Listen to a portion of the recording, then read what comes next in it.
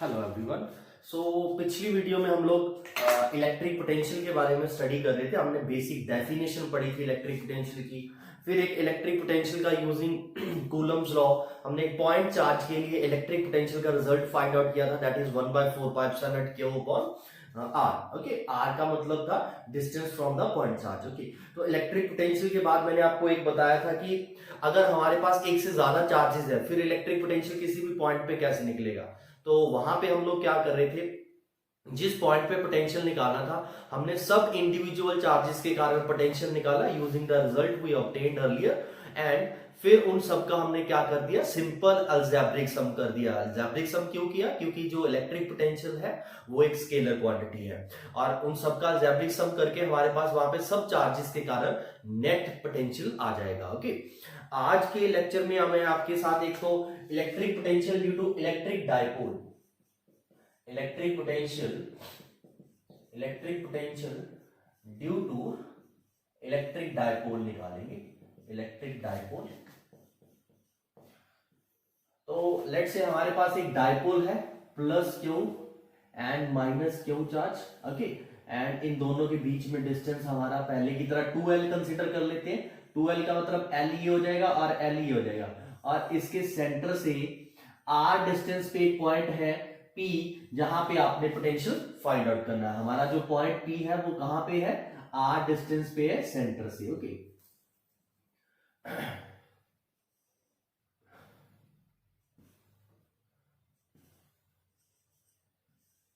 Dipole, okay, centre से r distance पे यहाँ पे पॉइंट p के ऊपर पोटेंशियल, और लेट्स से ये जो हमारा position vector of point p है वो थीटा एंगल बना रहा है डायपोल मूवमेंट के साथ। ओके, ऐसा करते हैं, इधर नेगेटिव और ये पॉजिटिव कंसीडर कर लेते हैं, ताकि हमें पता है डायपोल मूवमेंट की डायरेक्शन क्या आती है, नेगेटिव टू पॉजिटिव, तो ये हमारे पास p डायरेक्शन हो जाएगी। ओके, तो अब हम पोटेंशियल कैसे निकालेंगे? देखो, ये डिस्टेंस r है, ये l है। ओके, ये हमारा पॉइंट जो है, ये हमारा पॉइंट जो है that is P point.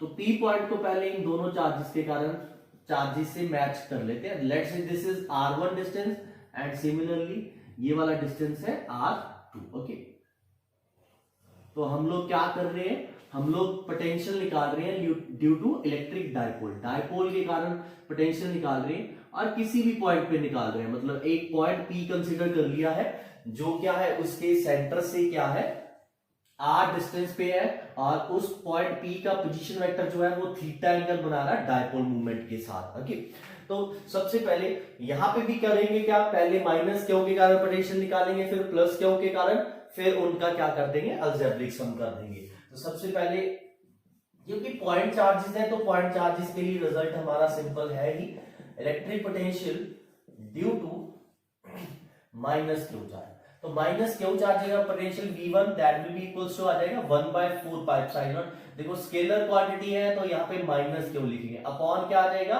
R2। ऐसा कर लेते हैं इसको सेम, ठीक है, R1 लिख लो, ये कोई दिक्कत नहीं है, ठीक है, ये V1 ये R1 हो गया। Similarly electric potential due two plus Q charge, तो प्लस क्यू चार्ज के कारण क्या आ जाएगा, V2 1/4 क्यू अपॉन क्या आ जाएगा, R2। तो नेट इलेक्ट्रिक पोटेंशियल क्या आ जाएगा, net electric potential V will be equals to आ जाएगा V1 प्लस V2। ओके, और जब इनको ऐड करेंगे यहां से 1/4 क्यू कॉमन आ जाएगा, ब्रैकेट में क्या रह जाएगा, -1/R1 प्लस 1/R2। क्लियर है? तो ये हमारे पास एक रिजल्ट बन चुका है। अब R1 R2 की वैल्यू, जिनको साइन लॉ आता है, ट्रायंगल साइन लॉ आता है, वो लगा के आप लोग R1 R2 की वैल्यू निकाल सकते हो in terms of L and R। Okay, but एक सिंपल सा रिजल्ट वेरीफाई करने के लिए हम लोग रिजल्ट को सिंप्लीफाई करने के लिए कुछ अप्रोक्सीमेशंस करते हैं यहाँ पे।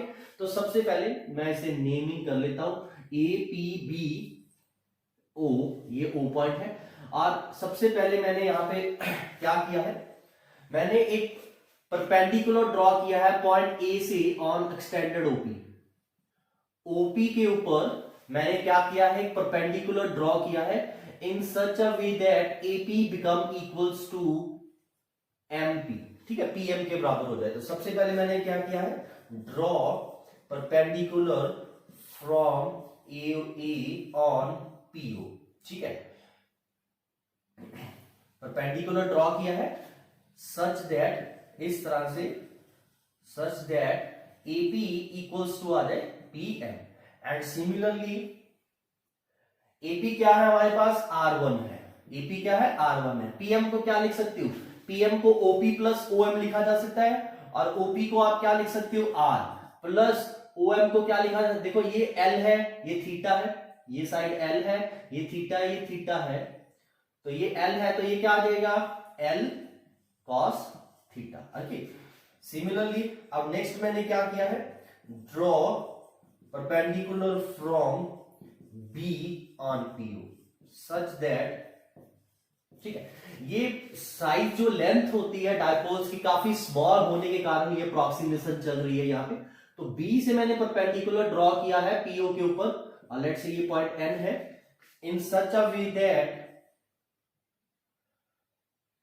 PB become equals to PN, PB जो है PN के इक्वल हो जाए। PB को आप क्या लिख सकते हो, R2 लिख सकते हो, और अब देखो PN को क्या लिखा जा सकता है, PN को क्या लिखा था, OP माइनस ON, और OP को क्या लिख देंगे, R माइनस ON, पहले की तरह ये L है, तो ये ON क्या आ जाएगा, L cos थीटा। ओके, तो अब R1 R2 की अप्रोक्सीमेट वैल्यूज हमारे पास ये आ चुकी है, ठीक है, ये हमने अप्रोक्सीमेशन से किया है, आप न्यूमेरिकल में ये भी यूज कर सकते हो, ठीक है, बट आप अगर एक्यूरेट रिजल्ट निकालना चाहते हो, आपको साइन लॉ यूज करके ट्रायंगल की दो साइड्स गिवन है, उनके बीच का एंगल गिवन है, थर्ड साइड फाइंड आउट करनी होगी, ठीक है, वेक्टर्स में भी वो वाली चीज हम लोग करते थे, बट ये अप्रोक्सीमेटली मैंने आपको करके दिखा दिया है, कुछ ऐसे होगा। तो अगर इनकी वैल्यूज डालेंगे, तो ये लेट्स से इक्वेशन 1 है, तो from equation 1 v will be equals to 1/4 pi epsilon naught q, अब इनकी -1/r1 की वैल्यू क्या डाल सकते हो, r plus L cos theta, plus 1/r2 की वैल्यू क्या आ जाएगी, r minus L cos theta. अब नेक्स्ट, अब हमें इसे क्या करना है, सिंप्लीफाई करना है, तो सिंप्लीफाई करके 1/4 पाई एप्सिलॉन नॉट q, देखो यहां पे एलसीएम क्या आ जाएगा, r plus L cos theta, r plus L cos theta, r minus L cos theta, और ये ऊपर चला जाएगा minus R plus L cos theta plus R plus L cos theta. बिल्कुल सिंपल सी चीज है, ये कैंसिल आउट हो चुका है, 1/4 पाई एप्सिलॉन नॉट क्यू, और ये 2l cos थीटा आ गया है, नीचे रिजल्ट क्या बन जाएगा, देखो a plus B, a minus B, a square minus B square, L square cos square theta. Okay, Q into 2l, इसे क्या लिखा जा सकता है, Q इंटू 2l को क्या लिख सकते हो आप लोग, 1/4 pi epsilon not p cos theta upon r square minus L square cos square theta. Okay, तो हमारे पास ये जो रिजल्ट आ चुका है, ये रिजल्ट आ गया है हमारे पास electric potential due to electric dipole at any point P, ठीक है, किसी भी पॉइंट P के ऊपर। अब एट एक्सियल पॉइंट, अगर आपने एक्सियल पॉइंट की बात करनी है, तो एक्सियल पॉइंट के लिए इसी रिजल्ट में थीटा आपने क्या डाल देना है, 0।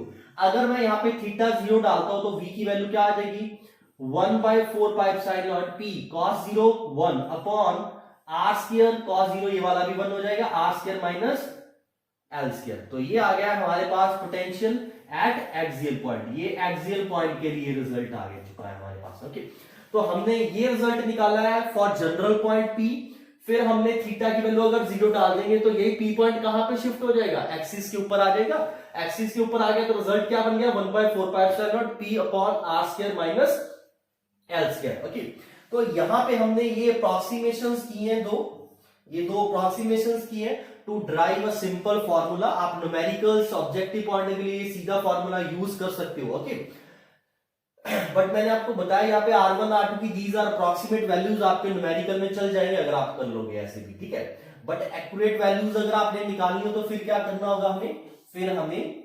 साइन लॉ लगाना पड़ेगा, ठीक है, आप वो भी करके देख सकते हो, बट वो जब हमें न्यूमेरिकल वैल्यूज गिवन हो तब करने का ज्यादा बेनिफिट है, जब इन जनरल निकालना हो तो आपको ऐसे ही करना चाहिए था। ओके, तो यहाँ पे एक्सियल पॉइंट पे आ गया, अब अगर मुझे इक्वेटोरियल पॉइंट पे निकालना है, एट इक्वेटोरियल पॉइंट, तो इक्वेटोरियल पॉइंट पे रिजल्ट क्या आएगा हमारे पास, at equatorial point v will be equals to क्या आएगा, देखो थीटा की वैल्यू क्या डाल देंगे, 90। इक्वेटोरियल पॉइंट कहां पे होता है, परपेंडिकुलर बाइसेक्टर के ऊपर होता है, यहाँ पे तो थीटा की वैल्यू 90 हो जाएगी, cos 90 क्या हो जाएगा हमारे पास, जीरो। तो cos 90 जीरो होते ही पोटेंशियल क्या हो जाएगा, जीरो। तो मतलब क्या है, electric potential due to electric dipole at equatorial point क्या होगा, जीरो। ठीक है, डायपोल के इक्वेटोरियल पॉइंट पे पोटेंशियल क्या होने वाला है, जीरो। आपको पता होगा डायपोल के इक्वेटोरियल पॉइंट पे इलेक्ट्रिक फील्ड जीरो नहीं होती थी, बट पोटेंशियल क्या है, जीरो है। मैं ये आपको पहले भी बता चुका हूं कि जरूरी नहीं है कि जहां पे पोटेंशियल जीरो है वहां पे इलेक्ट्रिक फील्ड भी जीरो हो। ओके, चलो, तो ये हमने इलेक्ट्रिक पोटेंशियल निकाला है due to electric dipole. Okay, तो यहां पे भी काम वही है, हमारे पास एक से ज्यादा चार्ज थे, पॉइंट चार्ज थे, एक से ज्यादा पॉइंट चार्ज के लिए आपने पोटेंशियल कैसे निकालना है, आपने सिंपली दोनों चार्जेस के लिए इंडिविजुअल पोटेंशियल निकालना है और फिर उनका क्या कर देना है, वेक्टर सम, सॉरी अलजेब्रिक सम कर देना है। क्योंकि electric potential is a scalar quantity, तो सिंपल अलजेब्रिक सम कर देंगे। स्केलर वेक्टर क्वांटिटी में नेगेटिव साइन का मतलब डायरेक्शन होता था वहां पे, यहां पे स्केलर क्वांटिटी है, जब भी आप माइनस क्यू लिखते हो तो वो माइनस क्यू मैग्नीट्यूड में आएगा, वो डायरेक्शन में इन्वॉल्व नहीं रहेगा। तो इसीलिए जब भी आप फॉर्मूला जो यूज कर रहे हो, जो हमने कल ड्राइव किया था पोटेंशियल का, 1/4πε0 क्यू अपॉन आर, तो यहाँ पे क्यू की वैल्यू विद साइन डालनी है। ठीक है, इलेक्ट्रिक फील्ड या फोर्स वाले में जरूरी नहीं था कि आप क्यू की वैल्यू विद साइन डालो, वहां पे जस्ट क्यू का मैग्नीट्यूड डालना होता था आपने। वहां पे अगर नेगेटिव चार्ज होता था तो टुवर्ड डायरेक्शन आ जाती थी, पॉजिटिव चार्ज होता था अवे फ्रॉम चार्ज डायरेक्शन आ जाती थी। ओके, तो वहां पे नेगेटिव पॉजिटिव इलेक्ट्रिक फील्ड वाले में डायरेक्शन के लिए यूज हो रहा था। यहाँ पे स्केलर क्वांटिटी है तो इसीलिए मैग्नीट्यूड में आएगा नेगेटिव पॉजिटिव, तो चार्ज का मैग्नीट्यूड डालते हुए आपने प्लस माइनस साथ में लिखना है। ओके, तो this is the electric potential due to electric dipole. Okay,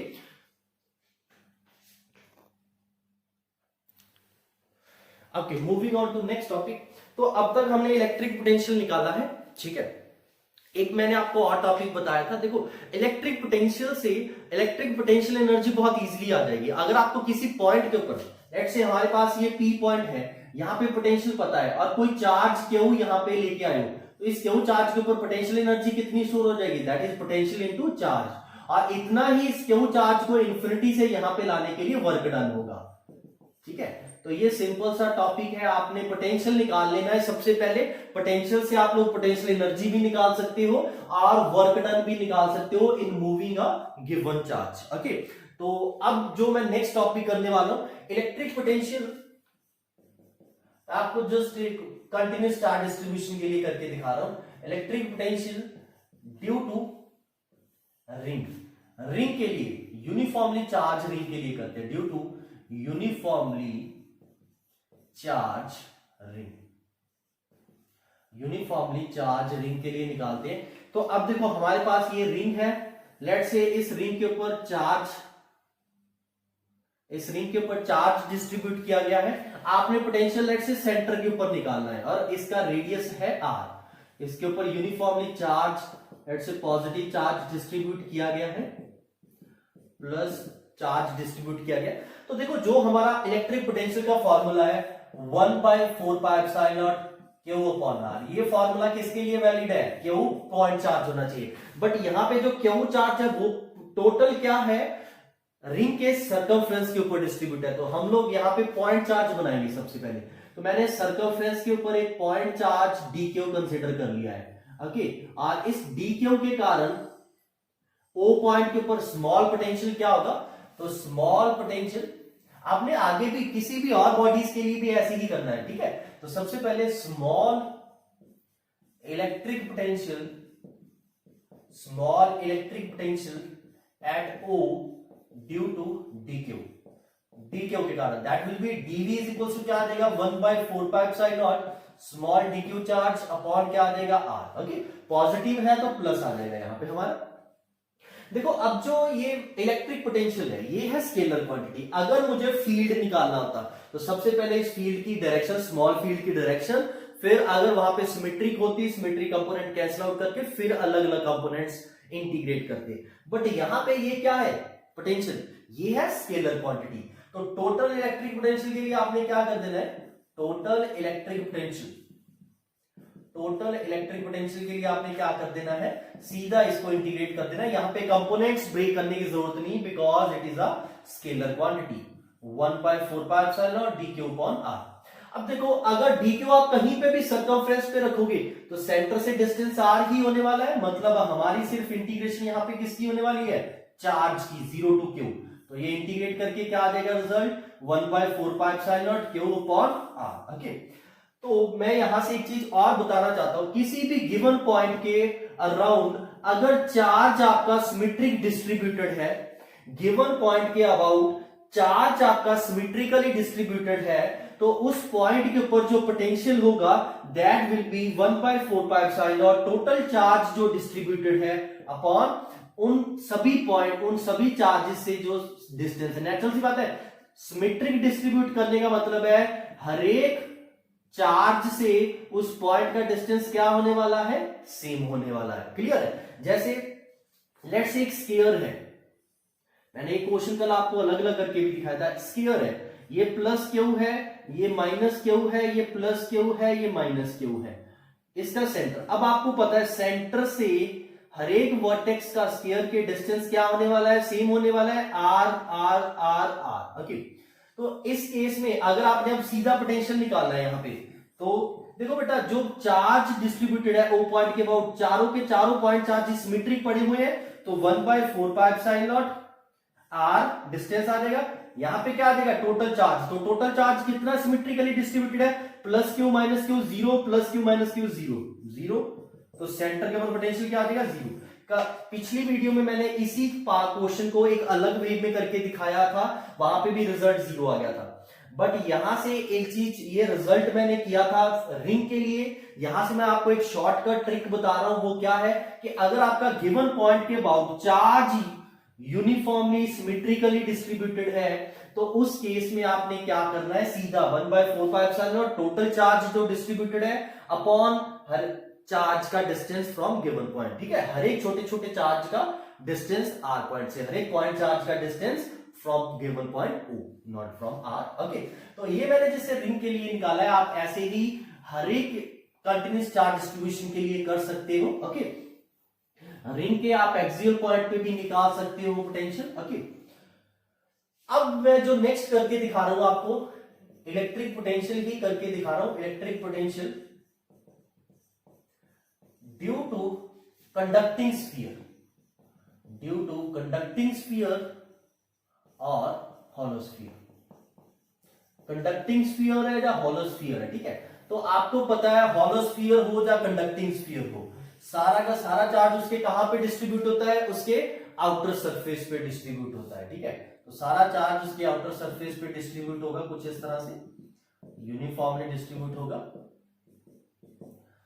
ये उसका पॉइंट सेंटर पॉइंट O है, सेंटर के ऊपर निकालेंगे हम लोग 3 पॉइंट्स, P1 पॉइंट अगर इनसाइड है, P2 पॉइंट अगर सरफेस के ऊपर निकालना है, P3 पॉइंट अगर आउटसाइड पॉइंट है। ठीक है, तो इन सब पॉइंट्स के ऊपर हमने पोटेंशियल निकालना है अगर, तो क्या करेंगे, देखो स्फीयर के केस में क्या होता है, स्फीयर के केस में आप ऐसा ट्रीट कर सकते हो, स्पेशली जब आप स्टडी कर रहे हो उसके सरफेस की या आउटसाइड की, कि जैसे सारा चार्ज उसका कहां पे डिस्ट्रीब्यूटेड है, कहां पे पड़ा हुआ है, उसके सेंटर पे।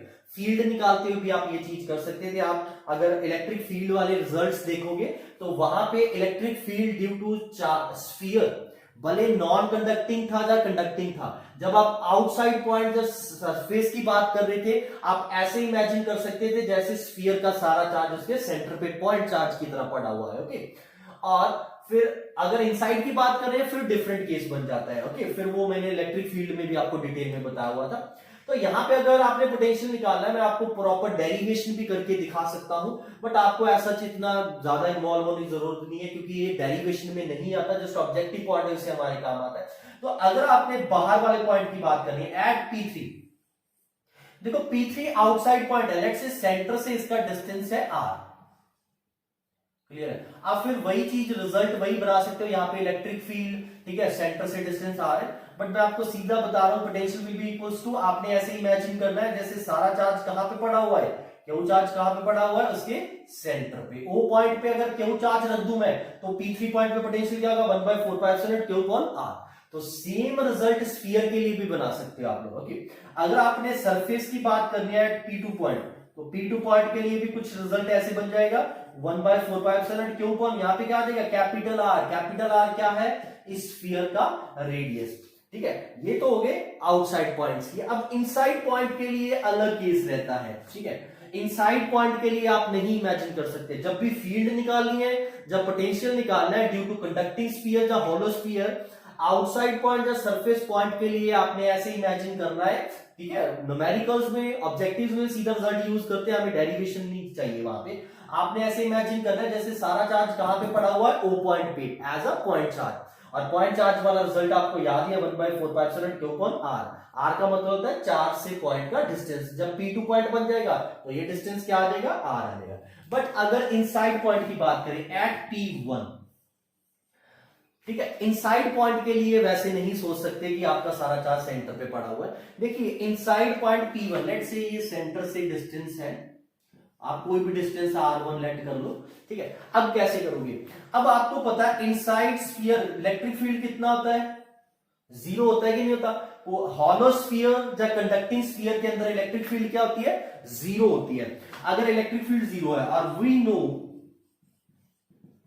E इज इक्वल टू क्या होता है, माइनस dV/dr होता है। E की वैल्यू 0 है, माइनस dV/dr क्या हो गया, 0। मतलब dV की वैल्यू क्या हो चुकी है, 0। मतलब V की वैल्यू क्या हो गई, कांस्टेंट। तो इसका मतलब क्या है, हॉलो स्फीयर या कंडक्टिंग स्फीयर के अंदर फील्ड 0 है। यहां से लेके यहां तक इस रीजन में फील्ड 0 है, तो मतलब यहां से लेके यहां तक आप कहीं पे भी सेंटर तक मूव कर रहे हो तो यहां पे पोटेंशियल क्या रहने वाला है आपका, कांस्टेंट। और वो कांस्टेंट वैल्यू कितनी होने वाली है, जितनी, क्योंकि सरफेस से लेके सेंटर तक 0 है, तो इसका मतलब जितना पोटेंशियल सरफेस पे होगा उतना ही पोटेंशियल सेंटर एंड सरफेस के बीच के हर पॉइंट के ऊपर होगा। मतलब पोटेंशियल कितना आ जाएगा, 1/4π Q upon R। अगर मैं यहां पे ग्राफ ड्रॉ करूं, इस स्फीयर के लिए ग्राफ ड्रॉ करूं, पोटेंशियल का ग्राफ ड्रॉ करूं विद डिस्टेंस R, तो सेंटर से लेके अप टू रेडियस पोटेंशियल क्या रहने वाला है, कांस्टेंट। ओके, और वो कांस्टेंट वैल्यू क्या होगी, 1/4π Q upon R। और जैसे ही रेडियस से बाहर यहां पे चले जाएंगे, इधर आ जाएंगे, तो पोटेंशियल जो है हमारा इनवर्सली प्रोपोर्शनल टू R हो जाएगा, और ये ग्राफ कुछ ऐसे बन जाएगा। क्लियर है ये चीज। ओके, तो ये हमने इलेक्ट्रिक पोटेंशियल निकाला ड्यू टू कंडक्टिंग स्फीयर और हॉलो स्फीयर। ये रिजल्ट्स मैंने प्रॉपर डेरिवेशन नहीं करके दिखाई, आपको करने की भी जरूरत नहीं, क्योंकि हमारे ऑब्जेक्टिव वगैरह में काम आते हैं ये क्वेश्चंस। ओके, तो आप सीधा रिजल्ट देखिए, और कैसे याद कैसे रखना है वो मैंने आपको ऑलरेडी बता दिया। In case of sphere, conducting हो नॉन कंडक्टिंग हो, आंखें बंद करके ऐसे सोचना है जैसे सारा चार्ज सेंटर पे ना होके उसके सरफेस पे ना होके उसके कहां पे पड़ा हुआ है, या उसके वॉल्यूम पे ना होके उसके कहां पे पड़ा हुआ है, सेंटर पे पड़ा हुआ है एज अ पॉइंट चार्ज। मतलब क्या है, जितना स्फीयर के ऊपर चार्ज है आप उतना ही चार्ज उसके सेंटर के ऊपर पॉइंट चार्ज की तरह इमेजिन कर लो, और उस पॉइंट चार्ज के लिए हमें रिजल्ट सीधा पता है। ठीक है, तो आपने वो रिजल्ट यूज कर लिया। बट इनसाइड के लिए देखो बेटा, इनसाइड क्या हुआ, इलेक्ट्रिक फील्ड 0 था। अगर इलेक्ट्रिक फील्ड 0 है, पोटेंशियल ग्रेडियंट 0 रहेगा। अगर पोटेंशियल ग्रेडियंट 0 है, इट मींस पोटेंशियल क्या रहेगा, कांस्टेंट। तो इनसाइड कोई भी पॉइंट हो, पोटेंशियल क्या रहने वाला है, कांस्टेंट। और वो कांस्टेंट वैल्यू कितनी होगी, जितनी सरफेस, क्योंकि सरफेस से लेके सेंटर तक की बात हो रही है, तो जितना सरफेस पे होगा उतना ही सेंटर पे होगा। अब सरफेस पे 0 तो है नहीं। ओके, तो जितना सरफेस पे है उतना ही किसी भी इनर पॉइंट पे आ जाएगा पोटेंशियल। ओके, तो ये था हमारा कंडक्टिंग स्फीयर और हॉलो कंडक्टिंग स्फीयर। ओके, अब मैं इसका एक आपको क्वेश्चन करके दिखाना चाहूंगा कंडक्टिंग या हॉलो स्फीयर के लिए। जैसे लेट्स से हमारे पास टू कंसेंट्रिक स्फीयर है, ये मैं आपको क्वेश्चन करके दे रहा हूं। हमारे पास let's say two concentric sphere है, इसके ऊपर चार्ज Q1 है, इसके ऊपर चार्ज है Q2। इसका रेडियस है R1 और आउटर वाले का रेडियस है R2। ओके, आपके पास पॉइंट ये है P1, सिमिलरली एक पॉइंट इन बिटवीन यहां पे ले लेते हैं P2, और एक पॉइंट है इसके सरफेस पे P3। ओके, तो आपने तीनों पॉइंट्स के ऊपर पोटेंशियल निकालना है, और इसका डिस्टेंस मैं आपको दे देता हूं। P2 का डिस्टेंस जो है, P2 का जो डिस्टेंस है वो R लेट कर लिया मैंने। तो अब 1 बाय 1 स्टडी करते हैं। सबसे पहले एट P3, देखो P3 पॉइंट जो है, यहां पे पोटेंशियल कौन कौन क्रिएट करेगा, एक तो ये वाला स्फीयर क्रिएट करेगा, एक इनर वाला स्फीयर क्रिएट करेगा। ठीक, अब जो आउटर स्फीयर है उसके कारण जो पोटेंशियल होगा वो क्या होगा, 1/4π Q2 upon R2। क्योंकि सरफेस वाला फॉर्मूला लगा दिया मैंने, और बाहर वाले का रेडियस क्या है R2।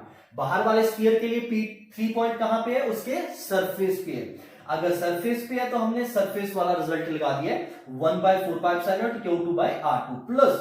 अब इस स्फीयर का क्या रोल रहेगा, अब इस स्फीयर का क्या होगा, ठीक है, इस स्फीयर का Q1 का क्या रिजल्ट रहेगा 1/4πε0। इसके लिए P3 पॉइंट क्या हो जाएगा, आउटसाइड।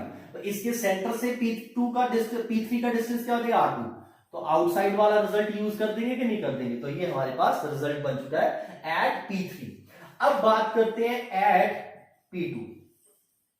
P2 के ऊपर पोटेंशियल देखो बेटा, अब P2 जो है इनर स्फीयर के लिए, जो छोटा स्फीयर है इसके लिए ये आउटसाइड है, तो आउटसाइड वाला रिजल्ट क्या आता है 1/4πε0 चार्ज Q1 और चार्ज स्फीयर के सेंटर से डिस्टेंस, और सेंटर से डिस्टेंस कितना है R प्लस।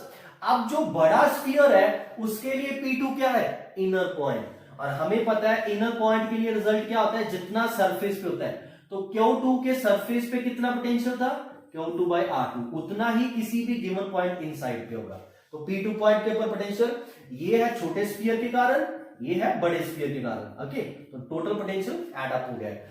नेक्स्ट, अगर आपने एट P1 निकालना है, एट P1 पोटेंशियल निकालना है, P1 पॉइंट जो है छोटे के सरफेस पे है, तो सरफेस वाला फॉर्मूला आ जाएगा 1/4πε0 Q1/R1 प्लस।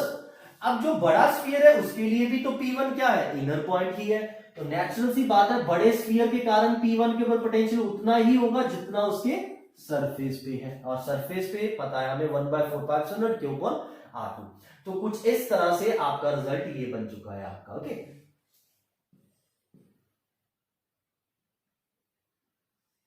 तो आपने इलेक्ट्रिक पोटेंशियल निकाला है ड्यू टू हॉलो स्फीयर और कंडक्टिंग स्फीयर। पॉइंट्स याद रखने, सबसे पहले जहां पे पोटेंशियल निकालना है वो देखना हॉलो स्फीयर के कहां पे है, इनसाइड है या फिर आउटसाइड है। ओके, अब देखो यहां पे मैं आपको एक चीज और बताना चाहूंगा,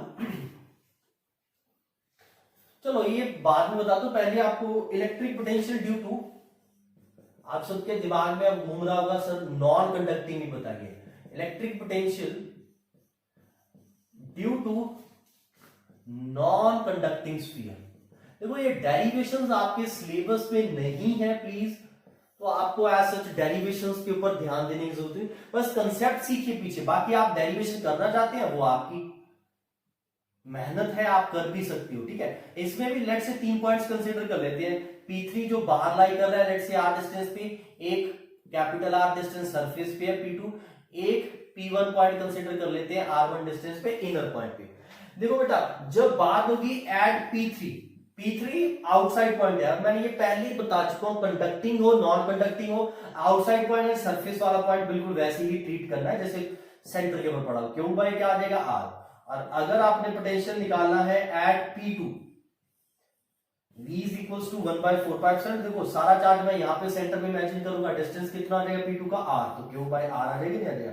बट फिर से जब बात होगी एट P1 इनर पॉइंट की, तो यहां पे रिजल्ट अब चेंज हो जाएगा, वैसे नहीं होगा।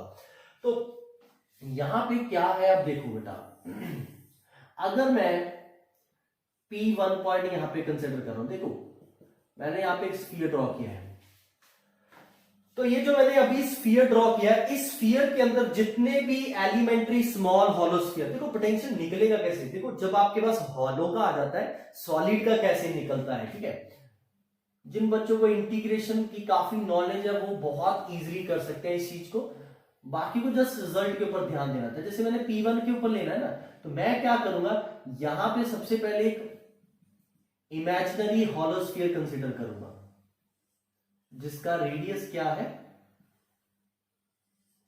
जिसका रेडियस क्या है x है। ओके, और इसका थिकनेस क्या है dx है, प्रॉपर लिमिट्स डालेंगे। ओके,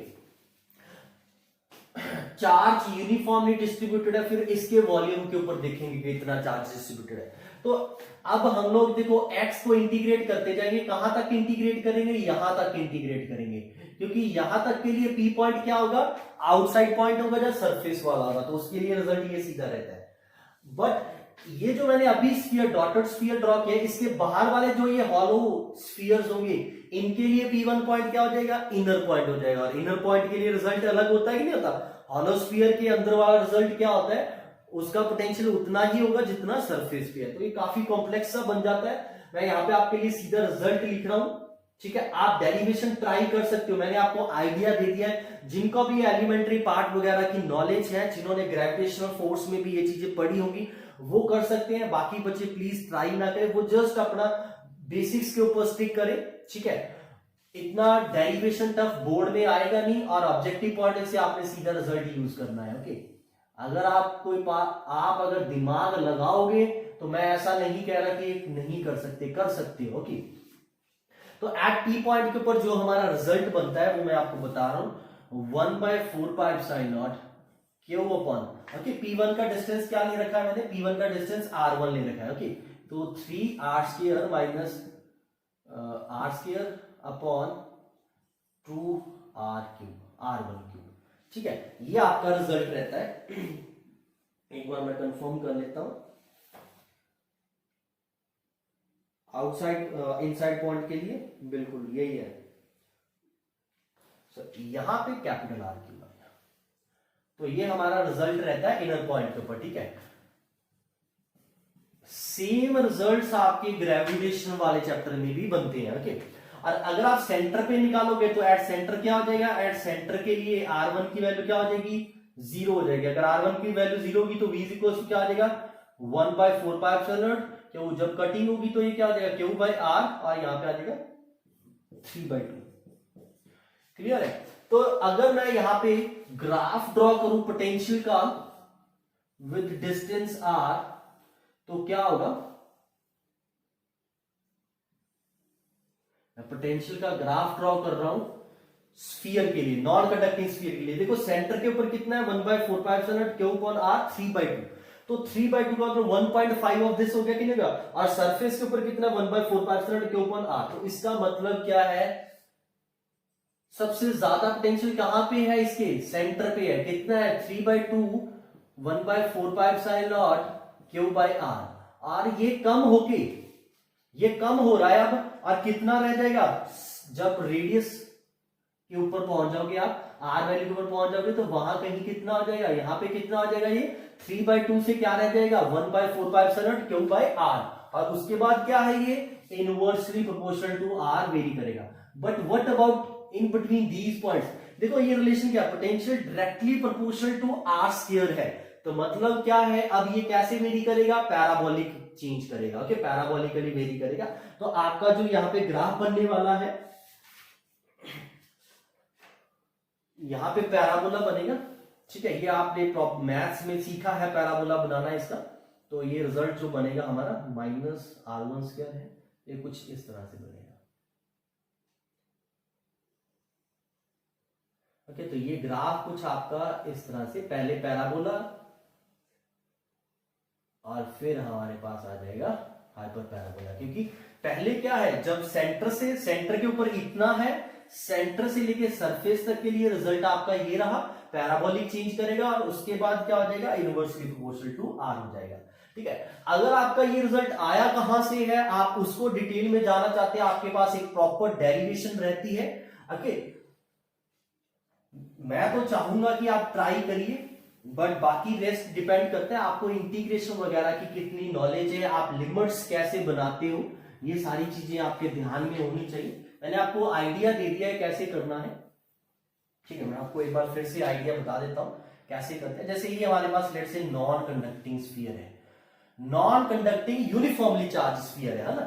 देखो मैंने क्या किया, एक इमेजिनरी हॉलो स्फीयर कंसिडर किया है। देखो हॉलो स्फीयर क्यों कंसिडर करते हैं, देखो सॉलिड स्फीयर बनता कैसे है, अगर मैं ऐसे हॉलो स्फीयर है जिसका रेडियस है x, एक और हॉलो स्फीयर इसके ऊपर लगा दूं जिसका रेडियस होगा x + dx, तो नेचुरल सी बात है वो इसके ऊपर आ जाएगा, x + 2x वाला इसके ऊपर, तो ऐसे एडअप करते जाएंगे ऐसे हॉलो स्फीयर्स को, तो ये सॉलिड स्फीयर बन जाएगा कि नहीं बन जाएगा। तो इसीलिए हमने एक बेसिक एलिमेंट्री हॉलो स्फीयर की स्टडी करनी है पहले, ठीक है। ये एलिमेंट्री हॉलो स्फीयर क्या है, जिसका रेडियस x है और जिसकी थिकनेस क्या है, dx है। देखो अगर इस पूरे का रेडियस r है, देखो क्यों चार्ज कितने वॉल्यूम पे डिस्ट्रीब्यूटेड है, 4/3πr³ पे, है ना।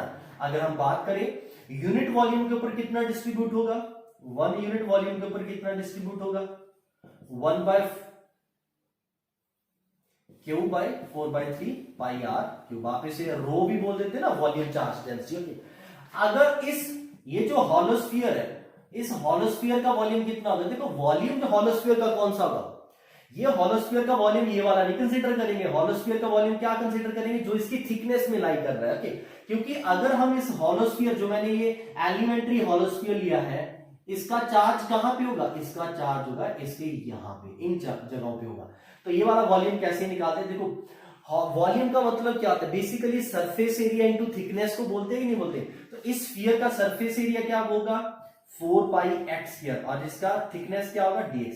तो इस वॉल्यूम के ऊपर कितना चार्ज डिस्ट्रीब्यूट होगा? That will be equal to rho into 4πx² dx। तो ये जो वॉल्यूम है इस हॉलोस्फीयर के लिए है।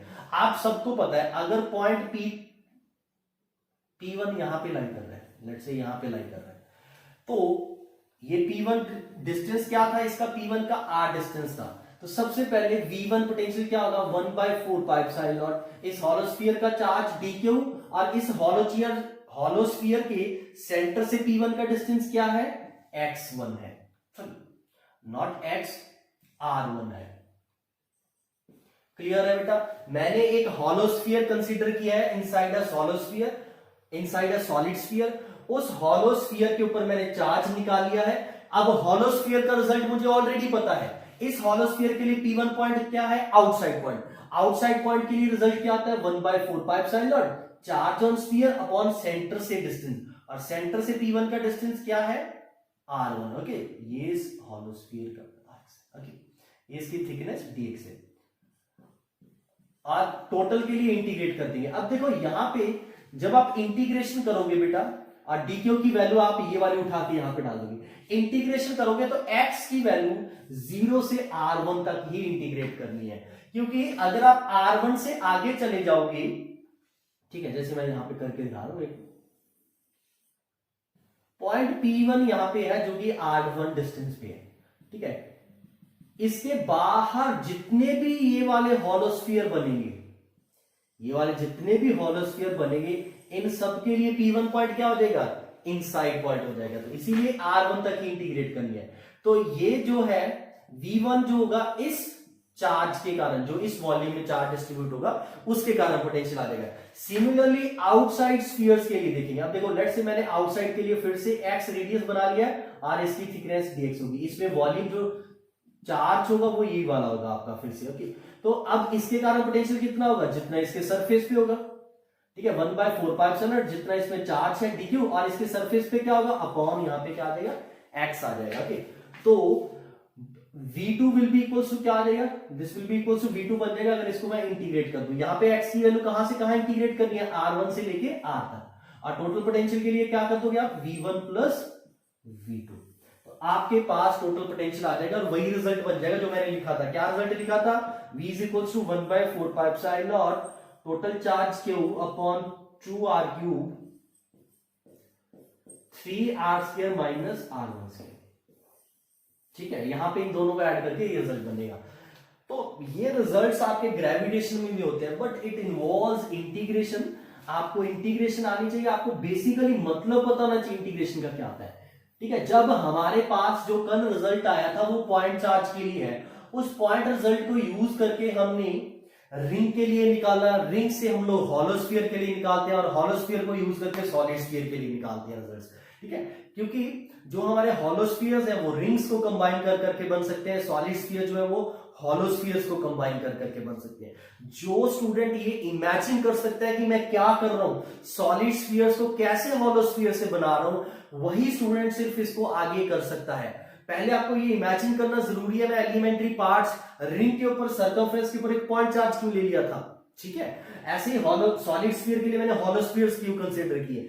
जब तक आपको ये इमेजिनेशन नहीं होती तब तक आप आगे नहीं बढ़ पाओगे। सबसे पहले ये इमेजिन करना बहुत जरूरी है। क्लियर है? हॉलोस्फीयर का रिजल्ट यूज करके आप लोग सॉलिड स्फीयर का रिजल्ट निकाल सकते हो। तो ये मैंने आपको कुछ इलेक्ट्रिक पोटेंशियल रिजल्ट्स निकाल के दिखाए हैं या बताए हैं due to continuous charge distribution. Okay, तो इससे अब क्या है आपके पास, आप इसको आपके ऑब्जेक्टिव पॉइंट से यूज कर सकते हो। ठीक है, ये रिजल्ट्स जो मैंने यहाँ पे ड्राइव किया, सेम रिजल्ट्स ग्रेविटेशन वाले में भी होते हैं +1 में, ऑब्वियसली बात है बोर्ड में तो नहीं करवाते ये चीज, but objectives point of view से ये इंपॉर्टेंट रहता है। तो वहां में क्या होता है 1/4π को क्या लिख देते हैं, जी लिख देते हैं, ग्रेविटेशनल कांस्टेंट, ठीक है। बाकी सारी फॉर्मेशन मैथमेटिकल, ऑब्वियसली बात है चार्ज की जगह पे मास लिख देंगे। बाकी सारी फॉर्मेशन जो बनती है मैथमेटिकल फॉर्मेशन, मैथमेटिकल एक्सप्रेशन बिल्कुल सेम बनती है। ओके, तो ये हमारे पास इलेक्ट्रिक पोटेंशियल का कंसेप्ट आ गया। ओके, अब लेट्स से मैं आपको एक और चीज करके दिखाना चाहता हूं। कल मैंने आपको बताया था इलेक्ट्रोस्टैटिक पोटेंशियल एनर्जी या electric potential energy stored in system of charges. तो सिस्टम ऑफ चार्जेस के लिए आपने क्या किया था, पॉइंट चार्जेस थे, वहां पे क्या था पॉइंट चार्जेस थे। आप Q1 चार्ज को पहले लेके आए, वर्क डन 0, फिर Q2 को, फिर Q3 को, ठीक है। बट अगर हमारे पास electric potential energy stored in charge hollow sphere, charged hollow sphere, ठीक है, एक हॉलोस्फीयर चार्ज है, लेट्स से एक हॉलोस्फीयर चार्ज, इसके ऊपर Q चार्ज डिस्ट्रीब्यूटेड है और इसका रेडियस है R, तो इसके पास एनर्जी कितनी डिस्ट्रीब्यूट होगी। देखो मतलब वही है, एक टोटल Q चार्ज को इंफिनिटी से उठा के इसके सरफेस के ऊपर प्लेस किया गया है, ठीक है। तो ये जो वर्क डन हुआ होगा इस Q चार्ज के ऊपर, वही यहां पे स्टोर हो गया होगा इस Q चार्ज के अंदर इन the form of electric potential energy. तो अब क्या है बेटा, देखो मैंने आपको बताया, तो वर्क डन का फॉर्मूला क्या होता है, difference in potential into charge move Q। अब डिफरेंस इन पोटेंशियल आप बोलोगे सर यहाँ पे V पोटेंशियल है, इंफिनिटी पे 0 होता है, V माइनस 0 इंटू Q, ये रिजल्ट बन जाएगा। V की वैल्यू मैं क्या लिख दूंगा, बट वो गलत हो जाएगा। V की वैल्यू आप क्या लिख दोगे, सरफेस का पोटेंशियल क्या आ जाएगा 1/4π Q upon R into Q कर दो, Q इंटू Q स्क्वायर, ये गलत हो गया। ऐसा क्यों, क्योंकि बेटा देखो यहाँ पे क्या है, चार्ज ऐसा तो है नहीं कि आपने Q चार्ज एकदम से लाके सारा यहाँ पे रख दिया। आपने इमेजिन ऐसे ही करना है, पहले मैं क्या था स्मॉल dq चार्ज लेके आया यहाँ पे, उसके ऊपर वर्क डन 0 हुआ। फिर जब मैं नेक्स्ट dq चार्ज लेके आया, पहले मैं क्या, तो आपने सीधा टोटल Q चार्ज लाके नहीं यहाँ पे रख दिया, इसीलिए गलत हो गया। आप ऐसे सोच रहे हो, जब आपने टोटल Q चार्ज यहाँ पे लाके रख दिया, फिर तो बात सिंपल है, Q चार्ज जब आप लेके आ रहे थे इसके ऊपर कोई चार्ज नहीं था, यहाँ पे पोटेंशियल भी 0 था, तब तो रिजल्ट 0 बनना चाहिए, तो ऐसा नहीं है, ठीक है। और दूसरी चीज है ये पॉइंट चार्ज नहीं है यहाँ पे। ओके, आपका चार्ज यूनिफॉर्मली उसके सरफेस के ऊपर डिस्ट्रीब्यूटेड है। तो क्या होगा, आप स्मॉल स्मॉल चार्ज ग्रो करवाओगे। लेट्स से किसी भी इंस्टेंट के ऊपर इस स्फीयर के ऊपर चार्ज क्यों है, ठीक है, एट एनी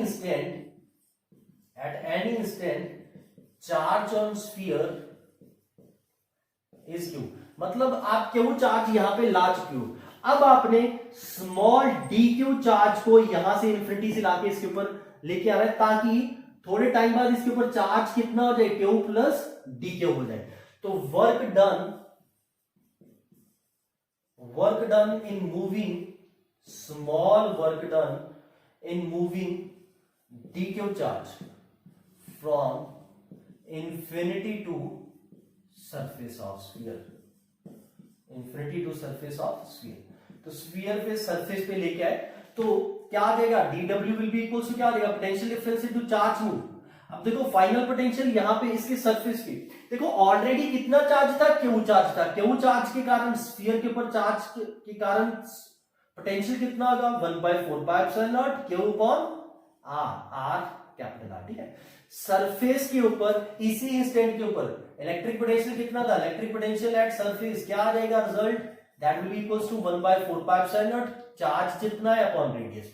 तो पोटेंशियल डिफरेंस ये हो गया, माइनस इनफिनिटी पे 0 होता है इनटू चार्ज मूव। ओके, तो ये स्मॉल वर्क डन आ गया। टोटल वर्क डन के लिए आप क्या कर दोगे, सिंपल सी बात है, स्केलर सम है, without any breaking into components. Total work done के लिए इसे क्या कर देंगे, इंटीग्रेट कर देंगे। तो 1/4πε0 Q into dq by R। यहां से कौन सी वेरिएबल है, चार्ज वेरिएबल है। चार्ज को कहां से कहां ग्रो करा रहे हो, पहले इनिशियली 0 चार्ज था, फाइनली कितना आ जाएगा कैपिटल Q। वहां पे 1/4πε0 कॉमन, Q dq, R भी कॉमन आ गया। Q dq की इंटीग्रेशन क्या हो जाएगी, Q स्क्वायर बाय 2 और 0 टू Q लिमिट डाल देंगे। तो वर्क डन क्या आ गया हमारे पास 1/4πε0 Q square by 2R। Okay, तो ये हमारे पास वर्क डन आ गया है। ये कौन सा वर्क डन है, ये वो वर्क डन है जो इस स्फीयर को, इस हॉलो या इस कंडक्टिंग स्फीयर को चार्ज करने के लिए, इसके ऊपर कैपिटल Q चार्ज प्लेस करने के लिए किया गया है। और यही वर्क डन इसके अंदर स्टोर हो जाएगा in the form of energy, जब चार्ज जीरो स्टोर था तो इसके पास एनर्जी कितना था, जीरो।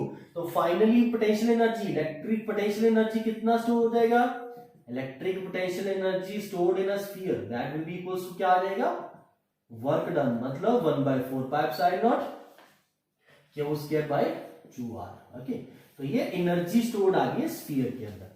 तो ध्यान रखना है बेटा, यहाँ पे क्या हो रहा है, ये कल वाले कंसेप्ट की तरह ही है। वहां पे डिफरेंस क्या था, वहां पे Q1 Q2 Q3 जो चार्ज लिए थे, मैंने पॉइंट चार्ज लिए थे, तीनों वर्टेक्स ऑफ ट्रायंगल के ऊपर रखे हुए थे हमने वहां पे, ठीक है। बट अब क्या है, चार्ज जो है यूनिफॉर्मली हम डिस्ट्रीब्यूट कर रहे हैं सरफेस के ऊपर।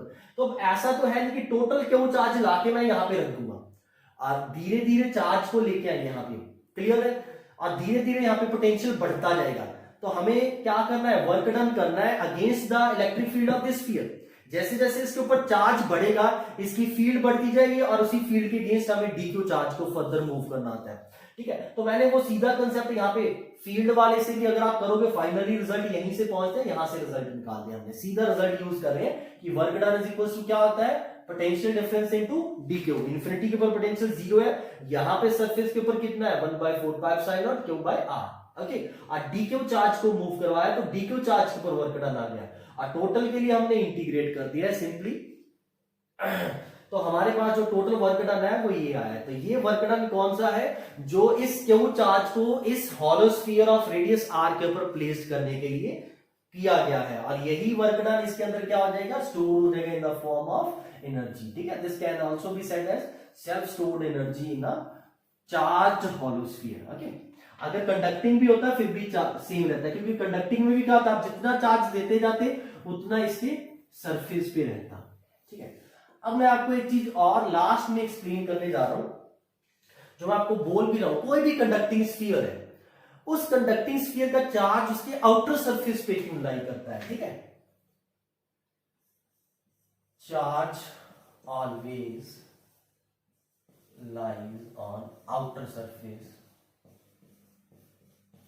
Of charge of conducting sphere. Conducting sphere छोड़ो, कंडक्टिंग बॉडी भी लिख सकते हो, ठीक है। अब देखो बेटा, लेट्स से पहले चैप्टर में हमने किया भी था, हमारे पास दो बॉडीज हैं, ठीक है। इसको मैंने Q1 चार्ज दे दिया, इसको Q2 चार्ज दे दिया है, जहां इसको न्यूट्रल रखा है। जब हमने इनके बीच में वायर डाली थी, कंडक्टिंग मीडियम डाल दिया था, तो चार्ज इस बॉडी से, चार्ज बॉडी से अनचार्ज की तरफ फ्लो करने लगे। वहां पे मैंने लिखवाया भी था आपको कि अगर शेप एंड साइज सेम हो तो चार्ज तब तक फ्लो करेगा जब तक ये चार्ज दोनों के ऊपर इक्वल नहीं डिस्ट्रीब्यूट हो जाता। बट अगर शेप एंड साइज डिफरेंट हो तो चार्ज आपका एक बॉडी से दूसरी बॉडी तक तब तक फ्लो करता है जब तक दोनों का पोटेंशियल क्या नहीं हो जाता, सेम, ठीक है। तो सबसे पहला पॉइंट ये याद रखना है आपने, charge flows between two bodies or point until both acquires same potential। जब तक दोनों का पोटेंशियल सेम नहीं हो जाता तब तक आप दोनों बॉडीज का चार्ज, दोनों बॉडीज में चार्ज क्या है, शेयर होता रहेगा। ओके, अब देखो बेटा, हमारे पास एक बड़ा स्फीयर ले लेते हैं, एक छोटा स्फीयर ले लेते हैं। ओके, ये छोटे स्फीयर का रेडियस r1 ले लेते हैं, बड़े स्फीयर का रेडियस r2 ले लेते हैं। अब इसका चार्ज, इसके ऊपर चार्ज रख दिया है, इनर वाले के ऊपर चार्ज क्यों रख दिया है, तो इस वजह से इसका पोटेंशियल V1 है और आउटर वाले का V2 है। देखो V1 की वैल्यू क्या होगी, 1/4 pi epsilon not Q1 bye R1, और V2 की वैल्यू क्या होगी, 1/4 पाई एप्सिलॉन नॉट। आपको पता है ये चार्ज यहाँ पे, तो इस पॉइंट पर पोटेंशियल कितना होगा, 1/4 pi epsilon Q1 upon simple Q upon क्या आ जाएगा, R2, क्योंकि ये Q चार्ज इस स्फीयर के ऊपर है, और इस स्फीयर के लिए जब मैंने V1 पोटेंशियल निकाला, V1 का मतलब है छोटे स्फीयर के सरफेस पे निकाला है। जब मैंने बड़े स्फीयर के सरफेस पे निकाला है तो छोटे स्फीयर के लिए ये वाला पॉइंट क्या आ जाएगा, आउटर पॉइंट, और आउटर पॉइंट का रिजल्ट क्या था, 1/4 pi epsilon charge on sphere upon centre से उस पॉइंट का डिस्टेंस, जो कि क्या है, R2 है। अब इन दोनों का अगर कंपेयर करोगे, देखो R1 क्या है, R1 जो है लेस देन R2 है, ये छोटा है, तो इसका मतलब V1 जो होगा that will be greater than V2 होगा कि नहीं होगा। तो इनर स्फीयर जो है क्या होगा, हाई पोटेंशियल पे होगा कि नहीं होगा, ठीक है। अब एक चीज और, charge flows from high to low potential, high to low potential. Charge हमेशा जो है वो हाई से लो पोटेंशियल की तरफ फ्लो करता है। तो अगर इन दोनों के बीच में कोई मीडियम नहीं है तो चार्ज फ्लो नहीं होगा, कंडक्ट नहीं होगा, तब इंडक्शन होती है, ऑब्वियस सी बात है। लेकिन अगर मैं एक मीडियम प्लेस कर दूं, एक वायर प्लेस कर दी, तो चार्ज फ्लो होना स्टार्ट हो जाएगा कि नहीं हो जाएगा? चार्ज कब तक फ्लो होता रहेगा? जब तक दोनों का पोटेंशियल क्या नहीं हो जाता, सेम नहीं हो जाता। ठीक है, तो अभी के लिए तो when conducting medium is placed between inner and outer sphere, तो क्या होगा? Charge Q starts flowing from inner to outer sphere, inner से आउटर स्फीयर की तरफ फ्लो करने लग जाएगा। और ये कब तक फ्लो करता जाएगा? जब तक पोटेंशियल सेम नहीं हो जाता। ठीक है, अब ये सोचने वाली बात है पोटेंशियल कब सेम होगा। देखो ये इनर स्फीयर है, इनको कंडक्ट किया हुआ है, इसका रेडियस r1 है, बाहर वाले का रेडियस क्या है? r2 है। देखो बेटा इस पॉइंट और इस पॉइंट पे पोटेंशियल सेम कब होगा? अभी मैं बता के हटाऊंगा आपको ये चीज। देखो अगर ये सारा क्यू चार्ज मैं उठा के यहां पे रख दूं, अभी लेट से यहां पे पोटेंशियल V2 है, यहां पे V1 है। ठीक है, V1 की वैल्यू अभी क्या होगी? 1/4 पाई एप्सिलॉन नॉट। देखो जो ये पॉइंट है आउटर स्फीयर के लिए क्या हो जाएगा? इनर पॉइंट हो जाएगा। तो इनर पॉइंट के लिए रिजल्ट क्या होता है? 1/4 pi epsilon Q upon radius of sphere. क्योंकि क्या होता है, जितना बड़े स्फीयर के सरफेस पे होगा उतना इनर पॉइंट पे होगा। ओके, और V2 की वैल्यू भी क्या हो जाएगी? 1/4 pi epsilon naught Q upon R2, क्योंकि ये वाला पॉइंट क्या है? सरफेस वाला है, सरफेस वाला आ गया। क्लियर है? तो जैसे ही सारा चार्ज, तो यहां पे क्या हो गया? V1 become equals to V2। तो जैसे ही सारा चार्ज इनर से आउटर स्फीयर के ऊपर कंडक्ट हो जाएगा, तो दोनों सरफेसेस सेम पोटेंशियल पे आ जाएंगे और चार्ज फ्लो होना बंद हो जाएगा। तो इसीलिए अगर आप कंडक्टिंग बॉडी के अंदर कहीं पे भी चार्ज रखते हो, due to the conducting property of its material, all the charge from inner surface will start moving outward. Okay, और कब तक फ्लो करता जाएगा? ठीक है, आप एक बोलते हो सर जी अगर यहाँ पे पॉजिटिव चार्ज है, नेचुरल सी बात है, it will repel and it will keep moving away from each other. But ऐसा तो नहीं बोल सकते जी सारा चार्ज आउटर स्फीयर पे आ जाएगा, है ना? तो आउटर स्फीयर पे सारा क्यों आ गया? वहां से उतनी अच्छी एक्सप्लेनेशन नहीं दे सकते, लेकिन यहां से बहुत क्लैरिटी दे सकते हो कि सारा चार्ज आउटर स्फीयर पे इसलिए आ गया क्योंकि ऐसा करने से क्या हुआ है? इनर एंड आउटर सरफेसेस क्या हो गए? सेम पोटेंशियल पे हो गए हैं, जिस वजह से फर्दर फ्लो ऑफ चार्ज रुक जाएगा। ओके, चार्ज जब पोटेंशियल जब इक्वल हो गया तो हाई लो की बात ही नहीं रही, तो चार्ज भी फ्लो होना आपका बंद हो जाएगा। चार्ज कब तक फ्लो करता है? जब तक पोटेंशियल डिफरेंस होता है। क्लियर है? ओके, तो अब आपको मैंने एक चीज और बता दी, ड्यू टू कंडक्शन चार्ज कब तक फ्लो करता है? जब तक पोटेंशियल सेम नहीं होता। पहले फर्स्ट लेक्चर में आपको पोटेंशियल का कंसेप्ट नहीं क्लियर होता, इसीलिए वहां पे जस्ट बोल दिया जाता है जब तक चार्ज दोनों के ऊपर सेम नहीं डिस्ट्रीब्यूट हो जाता, बट वहां पे शेप एंड साइज सेम होता है। यहाँ पे देखोगे इसका साइज R1, शेप दोनों की स्फीयर है, बट ये R1 है, ये R2 है ना? तो इसीलिए ये चीज है आपके पास, यहाँ पे शेप सेम है, साइज सेम नहीं है, इसीलिए चार्ज तब तक फ्लो करेगा जब तक पोटेंशियल सेम नहीं हो जाता। ओके, और पोटेंशियल सेम कब होगा? जब सारा चार्ज आउटर सरफेस पे आ जाएगा। इसीलिए बोलते हैं कि सारा का सारा चार्ज आउटर सरफेस पे लाई करता है in case of conducting sphere, conducting solid sphere. Okay, तो मैंने आपको एक तो कंटिन्यूस चार्ज डिस्ट्रीब्यूशन के कारण पोटेंशियल निकालना सिखाया है। ओके, जैसे रिंग के लिए निकाला है, हॉलो या सॉलिड के लिए भी आप कर सकते हो, वैसी मैंने रिजल्ट्स आपको लिखवा दिए हैं। ठीक है, और फिर हम लोगों ने हॉलो और सॉलिड का रिजल्ट याद भी रखना है आपने। ओके, फिर मैंने आपको जो एक electrostatic potential energy stored in a hollow sphere निकाल के दिखाया है। एक यूनिफॉर्मली चार्ज हॉलो स्फीयर है या कंडक्टिंग स्फीयर है, जब उसको चार्ज किया गया तो नेचुरल सी बात है चार्ज उसके सरफेस के ऊपर रखा गया है। ओके, तो चार्ज जैसे जैसे उसके ऊपर ग्रो होता जाएगा, उसकी फील्ड क्रिएट होती जाएगी, तो चार्ज के ऊपर वर्क डन होता जाएगा। ओके, तो वो वर्क डन ही उसके अंदर स्टोर हो जाएगा in the form of electric potential energy, और वो हमने निकाल ली है। जो रिजल्ट आया था 1/4 pi epsilon naught Q square by 2R, R का मतलब था radius of that sphere. Okay,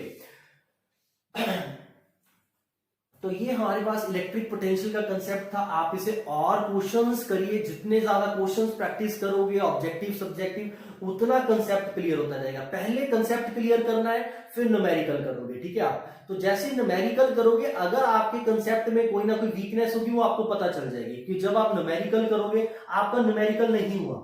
तो क्यों नहीं हुआ? इट मींस आपके कंसेप्ट में कहीं ना कहीं प्रॉब्लम है, आपने कंसेप्ट को गलत इंटरप्रेट किया है या गलत समझा है। तो आपको उस कंसेप्ट के ऊपर फिर से वापस आना पड़ेगा। जब तक आपका कंसेप्ट नहीं क्लियर होता आपको न्यूमेरिकल्स नहीं करने हैं। एक बार कंसेप्ट क्लियर हो गया फिर आप कोई भी न्यूमेरिकल कर सकते हो। ओके, तो ये था हमारा इलेक्ट्रिक पोटेंशियल का टॉपिक, ठीक है, हमने जो आज किया है। इसके बाद जो नेक्स्ट वीडियो में हम लोग करेंगे discuss, that is capacitor. Okay, तब तक आप इसके क्वेश्चंस करिए। Okay, thank you.